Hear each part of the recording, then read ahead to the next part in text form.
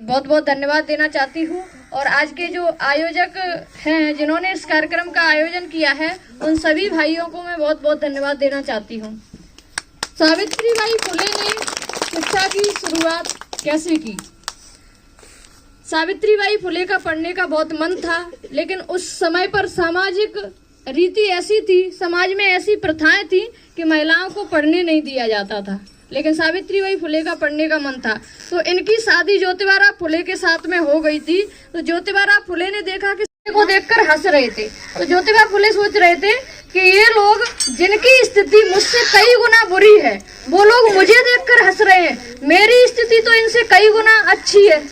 तो फिर उन्होंने सोचा कि इन लोगों को सम्मान और अपमान महसूस क्यों नहीं होता है और मुझे सम्मान और अपमान महसूस क्यों हो रहा है। तो एक बात उनकी समझ में आई कि मुझे सम्मान और अपमान महसूस इसलिए हो रहा है और इनको सम्मान और अपमान महसूस इसलिए नहीं होता है क्योंकि ये शिक्षित नहीं है।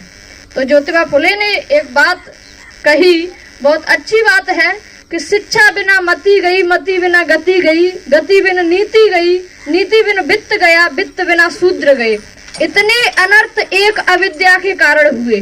ज्योतिबा फुले ने इस बात को समझा कि हमारे ऊपर जितने भी अनर्थ हो रहे हैं, जितने भी अन्याय अत्याचार हो रहे हैं, वो अविद्या की वजह से हो रहे हैं, अशिक्षा की वजह से हो रहे हैं। तो मुझे मरना नहीं चाहिए, मेरे समाज के लिए कुछ करना चाहिए। फिर वो ठान लेते हैं कि ये लोग किस आधार पर हम लोगों को नीच कहते हैं। उन्होंने इस बात को देखा। और कोई भी व्यक्ति जब कोई बड़ा काम करता है तो बड़ा काम वो जब तक उसे ठोकर नहीं लगती है तब तक कोई बड़ा काम नहीं करता है, परिवर्तन का काम नहीं करता है।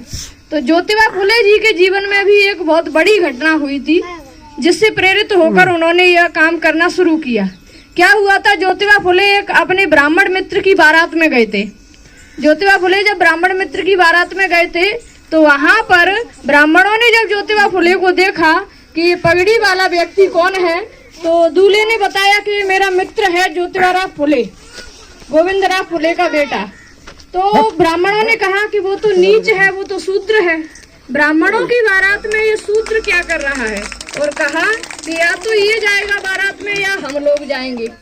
तो ज्योतिबा फुले को ब्राह्मणों ने वहां से गाली देकर अपमानित करके भगा दिया बारात से। जब उन्होंने वहां से उनको भगा दिया तो वो रास्ते में जब आ रहे थे तो वो सोच रहे थे कि मुझ जैसे पढ़े लिखे व्यक्ति का इतना अपमान होने के बाद में मुझे जीवित नहीं रहना चाहिए। ज्योतिबा फुले उस टाइम पर इंग्लिश मीडियम से पढ़े हुए व्यक्ति थे, क्योंकि उस टाइम पर अंग्रेजों का शासन था। तो अंग्रेज पहले तो शूद्रों को पढ़ने का अधिकार ही नहीं था, लेकिन अंग्रेज जब भारत में आए तो सभी लोगों को पढ़ने का अधिकार मिला। उन्होंने सभी के लिए समान किया, जो भी काम किया उन्होंने, क्योंकि उन्हें यहाँ शासन करना था तो यहाँ के लोगों को शिक्षा देना बहुत जरूरी थी।